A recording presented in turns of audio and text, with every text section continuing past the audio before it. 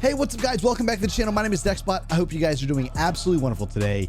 In this video, we're going over the best settings that you guys can use here in Warzone whenever you're playing Call of Duty. I'm going to run through everything I've been using because I've been getting asked about it in some of my videos I've uploaded lately. I've been getting asked about it in some of my streams. So I want to share with all of you guys. So if it helps you out in any way, shape, or form, click the thumbs up button, leave a like, let me know down in the comments, and make sure you guys are subscribed with notifications turned on because I've had a large percentage of people that have been watching my videos and are actually not subscribed to my content. So it would help me out greatly. I'd love to build and grow this community here on YouTube, and I don't know, that's basically it. So with that being said, let's jump into the video and check out the class settings that I'm using here in Warzone.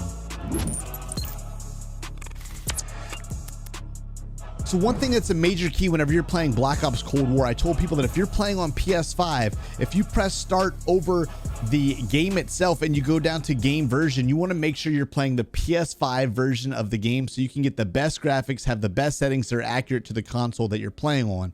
Well, being that Warzone is still considered a PlayStation 4 game, if you go down to the game version here on PS5, it only has PS4. They have not released a new next gen version of the game yet. I hope that they do in the future because maybe that could give us some settings like an FOV slider or, you know, some other things that might make it a little more closer to PC settings and some of the advantages that PC players have.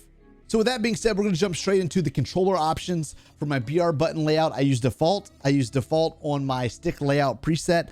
And for my inverted vertical look, I use that as disabled as well. I don't know anyone that plays Warzone with an inverted vertical look. If any of you guys are watching this and you play Warzone inverted, let me know down in the comments and why or how you happen to choose to start playing that way, because that would kind of just like blow my mind just a little bit.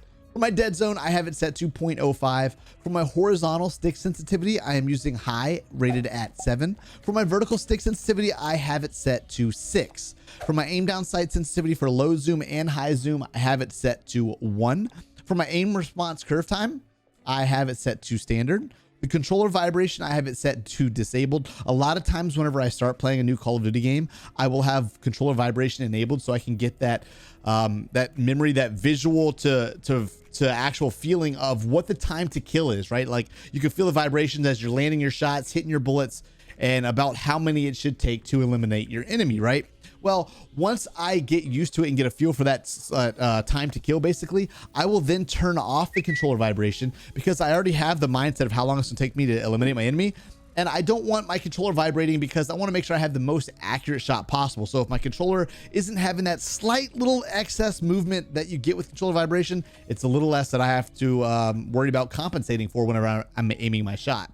For the aim assist, I have it set to standard. Weapon mount activation, I have it set to aim down sight and melee. For my weapon movement, I have it set to enabled. My aim down sight behavior, I have it set to press and hold. My equipment behavior, I have it set to hold. For my use and reload behavior, I have it set to contextual tap because I want to be able to tap to reload or use as a priority when possible. And then whenever I press and hold the square button down, it will completely do a full reload. For my depleted ammo weapon switch, I have that set to enabled. So basically once I run out of ammo with one gun, it'll automatically swap to the next one, and I can keep going about my engagement that I may be in at that given time. For my armor plate behavior, I have it set to apply all instead of applying just one plate at a time, because if I'm trying to plate up in a certain situation, I'm trying to get as many plates back on as I can. If I need to sprint and try to get away or maneuver around, I will. But I do want to try to get all my plates applied back on that I could possibly give myself to have the most health possible. For my slide behavior, I have it set to hold. For my auto move forward, I have it set to disabled. For my automatic sprint, I have it set to disabled. I know a lot of people, I think, turn automatic sprint on. And while I do find that could be extremely helpful whenever, you know, you do have your sprint and you want to not have to like double press to be able to use it, I believe that in certain situations I have, or if I'm in an engagement or something, if I'm trying to stay quiet, I like to be able to lightly press on my movement stick to be able to walk per se. So maybe I'm trying to not let my footsteps be heard if I don't have dead silence at that given moment that I'm trying to push someone. If I'm trying to just, you know, maneuver a little bit slower, I don't want to automatically be sprinting at that time. So I leave it disabled. I would love to know what you guys use as well, trying to see like where the community's at with that. For the vehicle camera center, I have the have it set to enabled, and for my parachute auto deploy, I have it set to enabled as well. For the general settings for my input device, I do play controller. I don't play keyboard and mouse. My brightness is set to 51. My safe area, all of this stuff here is probably going to be kind of set to your monitor or your TV that you're playing on. For my film grain, I have it set to 0.25. That basically adjusts the visual noise that is on your screen at any given time. My tooltips, I have it set to enabled. Subtitles are disabled. Language selection, English. Colorblind type, I have it set to disabled. Obviously, if you have a setting that will better, help you and your vision, the way you see things, the way you interpret and all that, that is definitely going to be a little bit more personal. For the world motion blur, though, I'm going to turn my camera off for this one because you guys need to see this, okay?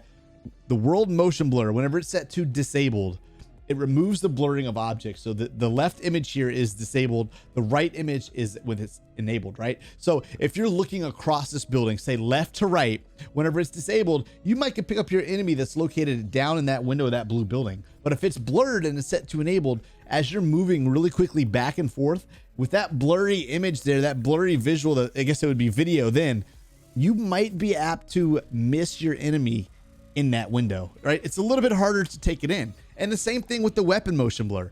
I would prefer to have a clean, clear, crisp image or video of what I'm seeing, what I'm taking in on my screen, instead of having that motion blur on my screen. So that's basically why I choose to keep world motion blur and weapon motion blur both disabled. For the on-demand texture streaming, I have it set to enabled. For my minimap shape, I have it set to square. I'm gonna turn my camera off again. You guys gotta see this. Look at what you can take in between the circular round minimap versus the square minimap. All that extra detail and information in the corners of the minimap that you are missing out on if you use a round minimap. Use the square. That's a no-brainer. Whenever enemies are shooting, whenever things are taking place on the map, that's extra information that you get for free.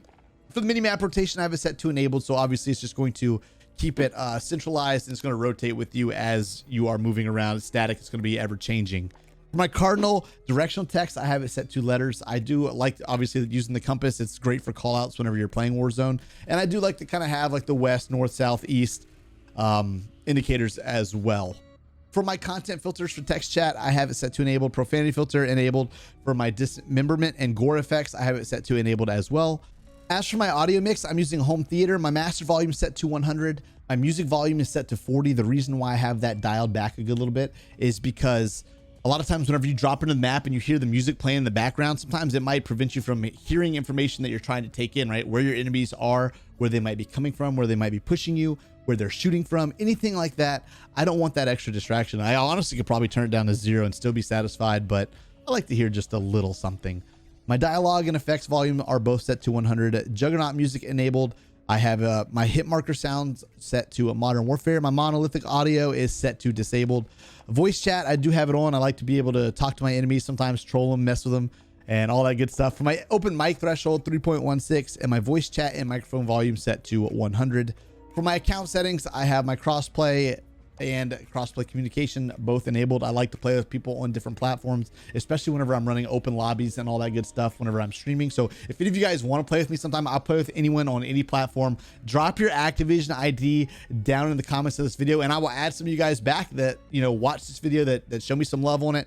And then obviously, if you're in the streams, I pick up people all the time and play. So there's a link to my Twitch channel, Dexbot with a 0. It's down in the description. Thank you so much for checking out this video. I really hope it helps you guys out. I'm just trying to help out the Call of Duty community a little bit and all that good stuff. So would love to have you guys become part of my community. Like I said, thanks again for checking out the video, and we'll see you next time. Peace.